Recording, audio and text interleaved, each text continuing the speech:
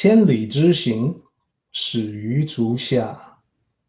A journey of 1,000 miles begins beneath the feet. We now gather in the Tao to travel the journey together.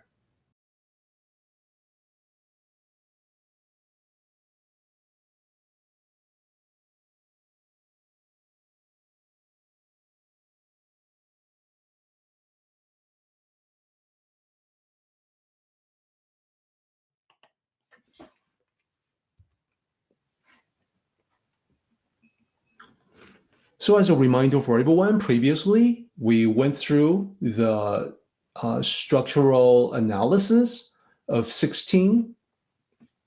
This is what we ended up with last time. We divided it up into 3 sections. So the first section there is about observing the cycles of nature, how everything flourishes and returns. And then section 2 gets into the implications of this returning to the root of all existence, which is the Tao. What does that mean? And what happens when you and I return to the root of existence, as sooner or later we're gonna have to do? And then the last section, which we got to last time but didn't finish, was about another sequence, about when we know and understand and become enlightened. What does that mean? What does that imply? So we got into the last section a little bit last time. We went into it a few lines, but I want to back it up to the beginning of the last section, line 11, as a quick recap to further our continuing discussion into that. So this will be a little bit more complete with the recap. So line 11 down to 13. Knowing constancy is acceptance. Acceptance is impartiality. Impartiality is sovereign. So the question is, yes, there's dukkha in life. There's suffering, there's negativity, there are setbacks in life. There are problems, issues that we find in life. So what is the solution to the problem?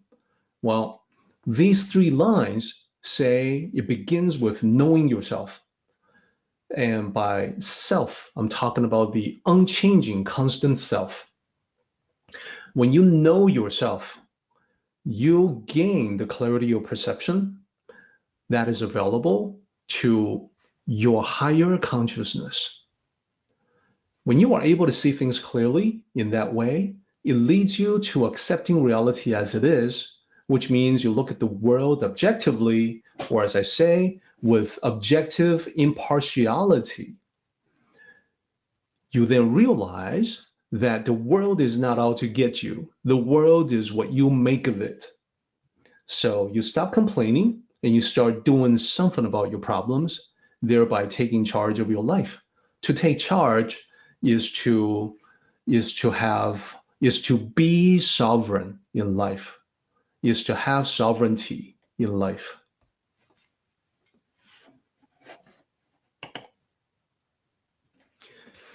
And last time we also went through these sayings that is still very commonplace in modern Mandarin. The most common one is this one here on top, 有容乃大. And what it means is having tolerance is great, and this is the common goal. So whether you pursue a more Tao-oriented mindset, or if your practice is perhaps more Buddhist, your goal is going to be similar, that you want to develop this composure, this peace that cannot be shaken no matter what happens in life. So the person who lives by this will be forgiving, accepting, and generous. This person would not be petty, would not be small-minded or vindictive. So Now, everybody, the moment of truth. If you have understood the story of cold ash, I now want to sort of put you to the test.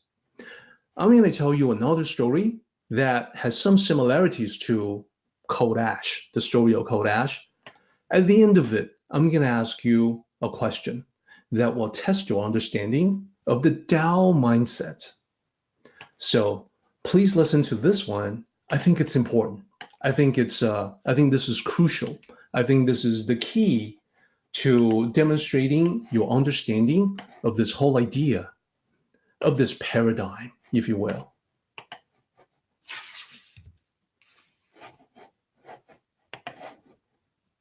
So the name of the story, I've tentatively titled it Crossing the Creek.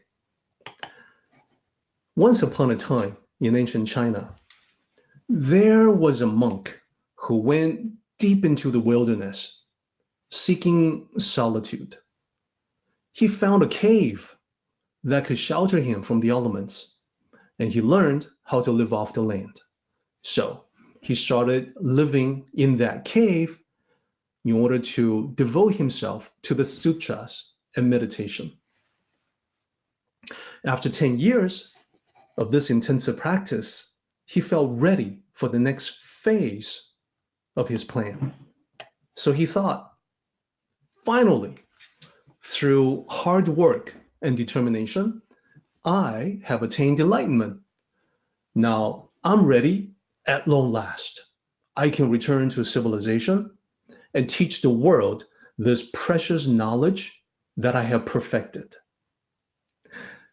So the next day, he gathered up his minimal belongings and left his cave.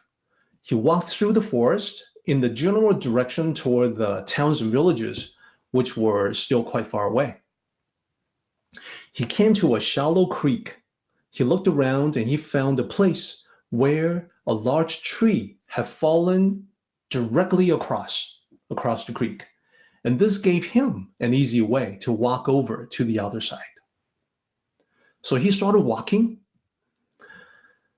He was partway across when he saw that there was a villager coming toward him. The villager was carrying a heavy bag and also walking on the makeshift bridge that was the trunk of the fallen tree, which was only big enough for one person. So the monk gestured for the villager to back off, back away, let him cross first. So he is waving at the villager, back off, let me cross. But the villager just looked at him with no comprehension whatsoever and kept coming. So the two of them met in the middle of the creek, on the tree trunk, and had to stop because it was only big enough for one person. So now they had to awkwardly, carefully, slowly try to get around each other in order to continue on their way in opposite directions. In that process of trying to get around each other, the villager stumbled and inadvertently swung his heavy bag around, which slammed into the monk, causing him to lose his footing and fall off the log. Now, the creek was shallow, so the monk was not in danger of drowning, but he ended up knee-deep in the water, shivering in the morning cold. The villager was apologetic. "Oh, master, I'm so sorry," and extended a hand to help him up. Their clumsy struggles and movements angered the monk even more. When the monk was finally back on the tree bridge, he lashed out. The monk slapped the villager and said, "You fool! Could you not understand what I was telling you? You should have gone back to the other side so I could cross first. Are you deaf? Are you dumb?" Again, the villager apologized profusely and started going back to the other side. The monk started to follow, but then stopped himself as sudden realization dawned on him. He thought, I imagined that I had attained enlightenment, but evidently this was not the case, because just now I totally lost it. Lost my cool, lost my composure, my control. Not only that, but I lost it so quickly and so completely. So he turned around and went back the way he came.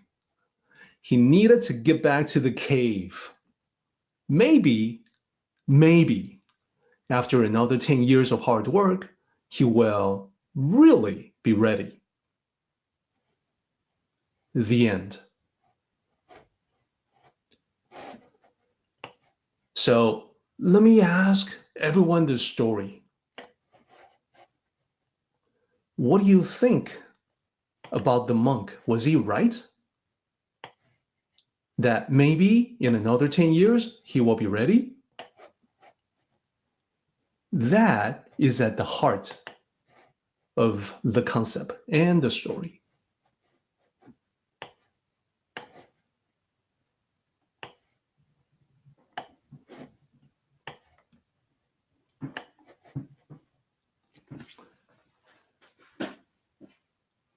So the question was, the monk who turned around to go back the way he came, back to the cave,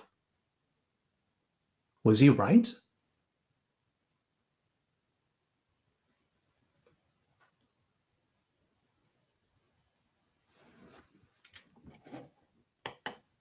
And perhaps I can ask everyone a similar question.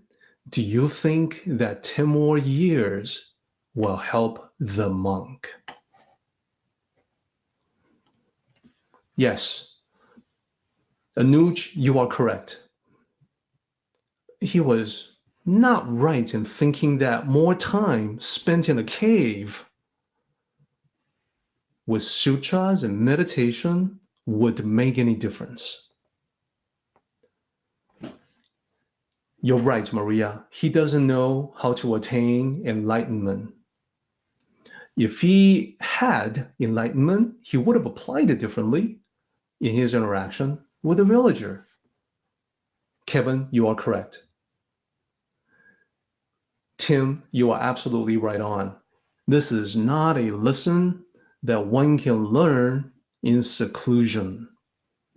So now, everybody, I think I have doubled down on the point that I was making previously. It was just a coincidence that it happens to have this synchronicity effect with this particular story, which happens to have a connection with the overall teaching from 16 about tolerance, about 有容乃大. And Carol, you are absolutely correct. If he goes back, he may waste the next 10 years. 10 years have already gone to waste. Another 10 years will go to waste. Todd, you are absolutely correct.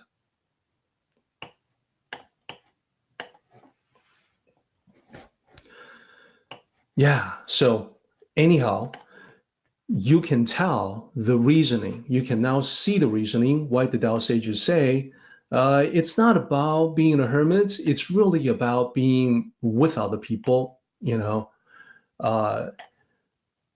and, cultivate through your interactions with them. Having made that point, let's continue on with chapter 16.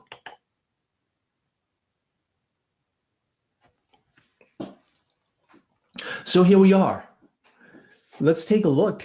We've only got 4 lines to go until the end of this chapter, so we're doing well as far as time. Take a look at 14 and 15. 王乃天，天乃道. What does that mean?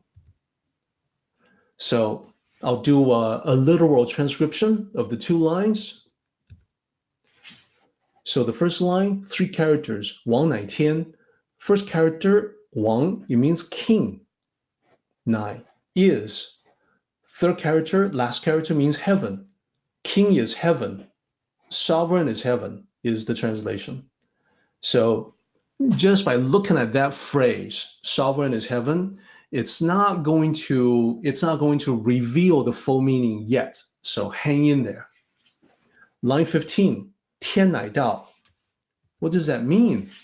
First character, 天, same character as the last character of 14, means heaven. 乃, same character, same middle character as the middle character of line 14, is. Last character, same character as the Tao, which you see in the upper right-hand corner. So heaven is Tao. So in translation, sovereign is heaven, heaven is Tao. The full meaning, or what it's saying, is this. Sovereign power in life ultimately comes from acting naturally in accordance with the Tao, or the heavenly laws governing all existence. So part of that, acting naturally, means following one's natural inclinations of the natural inclinations of humanity to be a social animal, to be part of a group. So in other words, being sovereign means living up to the heavenly mandate for human beings, which means being congruent with what is natural for the best in you. I always want to emphasize that when I say what is natural, I am not addressing the natural part of you that just wants to do absolutely nothing and just enjoy a lazy afternoon. No doubt about the fact that that's a natural part of everybody. But there's another natural part of you which you consider yourself to be at your best. That is the ideal version of yourself. Yourself at the pinnacle of your various aspects, mental, spiritual, and physical. It's natural for you to look to that and to want to embody that. Yourself at your best. That's what I'm addressing. Being in accordance with heaven is the same as being in accordance with the Tao. To be in alignment like this is to possess authentic power. So this is why sovereign is heaven. Being sovereign means living up to the heavenly mandates for human beings. Heaven is Tao. To be in accordance with heaven is the same as being in accordance with the Tao. That is the full meaning. And this is the source of authentic power. Okay, last two lines. 道乃久.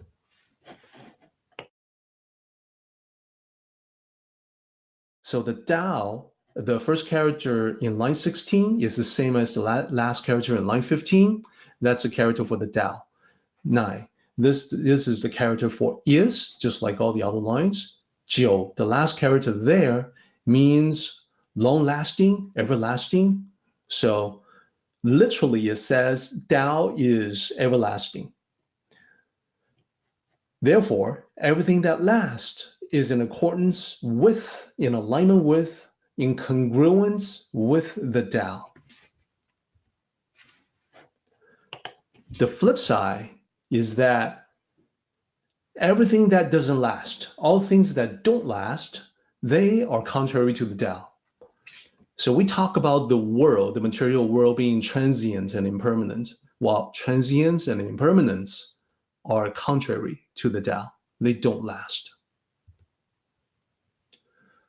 So if you look at everything here from 11 on down, 11 down to 15, it's a progression. Progression from knowing, that's line 11, to acceptance, that's Róng,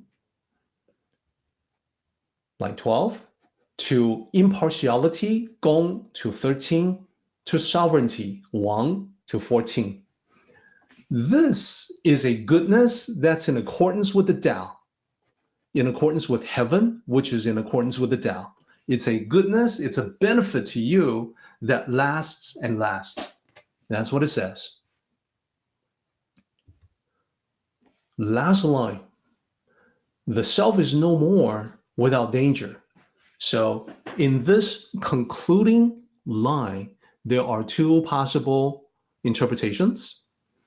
According to the classics, I have chosen the second one. I have gone with the sages that I respect the most, but I want to highlight the two interpretations so you can see them for what they are. So first interpretation, focusing on the spiritual.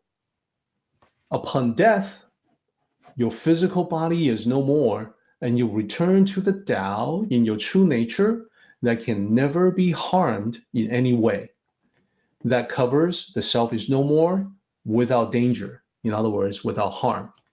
So, okay, that's a good interpretation. Or you can also have an interpretation that focuses more on the material world. If you follow this teaching, the teaching of 16, you'll encounter no problems all your life. No problems or no danger until you are no more. So that covers the self is no more without danger. So please feel free to pick and choose the interpretation that you feel a connection to, the thing that resonates with you. And we're ready to go on to the paraphrase, making good progress today. So our purpose, as ever, with the paraphrase is to demonstrate complete understanding by expressing the original meaning in our own words.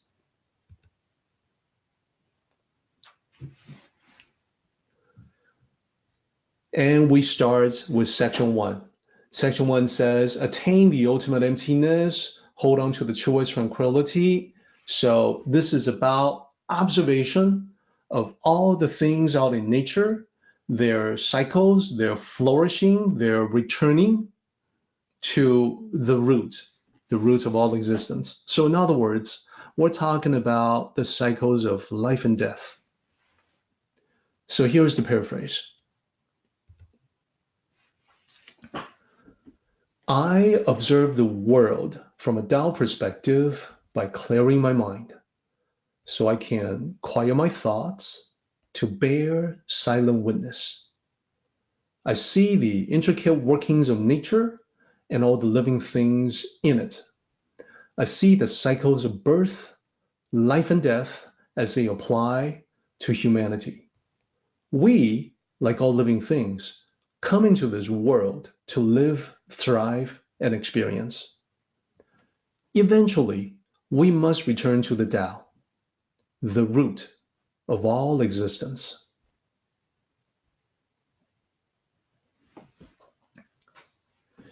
Then let's tackle section 2. Section 2 is about returning to the root, and this is very much as it applies to you, me, and everybody else we know. This applies to humanity. And it's a sequence about knowing, about tranquility leading to enlightenment and knowledge. So here's the paraphrase that I would offer. Going back to the root of existence means we return to our true nature as spiritual beings. In that state, removed from the distractions of the material world, we can see everything, including eternity itself, with far more clarity. This is the enlightened perspective of our highest consciousness. When we lose it, we invariably cause problems for ourselves and experience suffering in the material world.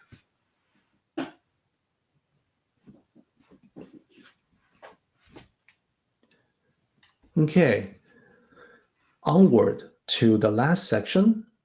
In this last section, as you have just heard, when we went line by line, character by character, is that it describes a sequence a sequence that goes from knowing to acceptance to impartiality to being sovereign to being congruent with the heavenly Tao. So here's the paraphrase that I would like to offer to everyone. How can we relieve suffering and maximize our connection to the Tao? We must start with self-knowledge, the understanding of our true nature that leads to the clarity of enlightened perception. With this clarity, you can look at the world with impartial objectivity and accept it as it is. That is the first step to take charge of your life, master your destiny, and fulfill the heavenly mandate. To flow in accordance with the Tao in this manner is to enjoy lasting goodness, resolve problems, and wield authentic power as long as you live. So there you have it, chapter 16. We are now done with our discussion of it. So we're getting close to the end of our meeting, so we won't be diving into chapter 17 in great detail. So this is just going to be a quick preview, and then we will do our summary for 16. The summary today for 16 is similar to the summary last time, but it has been reworked from the perspective of application. Last time, you may recall that we have 4 key concepts, 4 characters. So they were, we went over them more or less in the abstract. This time, I want to return to the 4 key concepts again, and then talk about how they can be applied in our own daily interactions. But first, a quick preview into 17. This is what 17 looks like. As you can see, it's a relatively short chapter, much fewer lines than the other chapters previously that we've been tackling. So it's going to be pretty easy, but this story, this particular chapter, is actually rich in meaning. If you take a look at the contents, just by looking at the translation, you can see that this is talking about different levels of rulers, what we would call leaders. This is talking about leadership, how leadership can be divided up into different categories, different levels, from the lowest level all the way up to the ideal level of the Tao. So the plan is that next time we'll talk about the structure of 17. We'll analyze the lines of 17 to bring out the meaning. What does it mean to be at the highest level of the Tao for leadership? What does it mean to be at the lowest level? And what are the 2 other levels in between? Altogether, there are 4 levels. So this is something that we can all use in life. And I always say this, there are people who want to, for instance, start their own business. If so, you're going to become a leader of that business. You're going to want to know what the Tao of leadership is, so you can become the best leader possible. Of course, there's also going to be people who say, well, I have no intention to lead. I'm not into that. I'm probably not going to get into management. What about me? Well, a discussion about the Tao of leadership can be extremely useful to you as well, because once you see what the attributes are of the Tao leader, the ideal leader in the Tao, then you become someone who can recognize a good leader when you see them.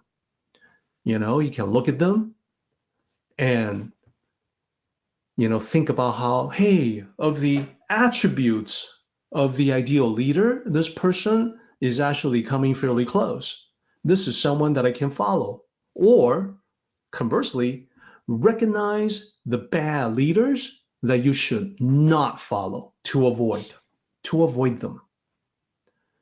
Finally, everyone, when you start your family, when you are in your home, perhaps you have your kids with you, well, there's no doubt about the fact that you are playing a leadership role in the family.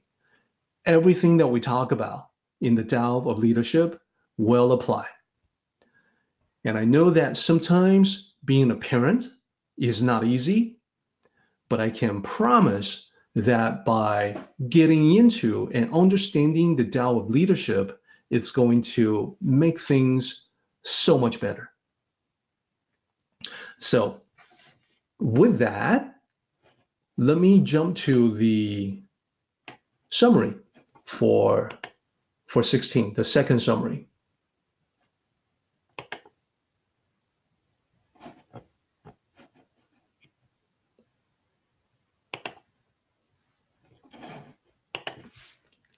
So this time, it's about using the 4 key concepts when dealing with others.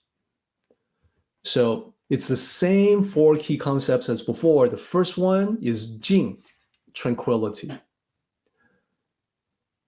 When it comes to dealing with people, the challenge is to maintain composure even in the face of negative situations and people. Second key concept, Róng, and what people would say in modern Mandarin is 包容, is to be able to accept different ideas, different opinions, to tolerate, to be considerate, polite, even in the face of disagreement. So here, it's about recognizing other, perhaps contrary perspectives with a balanced mind. Let me explain what I mean by the balanced mind. To be accepting, to tolerate differences does not mean that you have to identify with perspectives that you abhor, that you simply cannot accept, that are contrary to your sense of honor, your ethics, your morality. It doesn't mean that at all.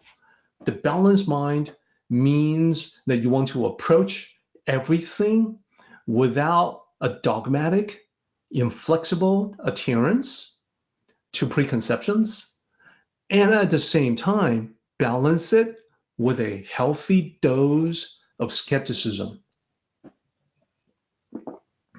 That is the balanced mind. Not easy to do, but definitely possible. The sages have done it. The third key concept, let's talk about that. Third key concept is observation. That is, previously we talked about observing the intricate workings of nature. Now, as it applies to people, we're talking about observing and understanding the intricate social interactions among people. You can learn a lot about how the world works, how people work, human nature, with simple observation and understanding. Last key concept, Cháng, constancy, eternity, everlasting. Here, as it applies to people, the recognition is that you, me, everyone, we're all connected at the deepest level of existence. We're connected through the Tao. That means we gotta be very careful in what we do to others, because the good or bad that we project externally, we will end up receiving to ourselves. If it's good, if it's kindness, that's great. It will come back. If it's bad, if it's malicious, well, it's also going to come back.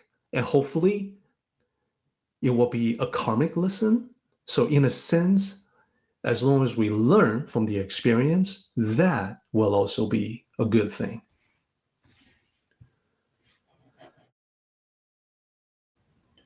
Our meeting has come to an end, but the journey continues on.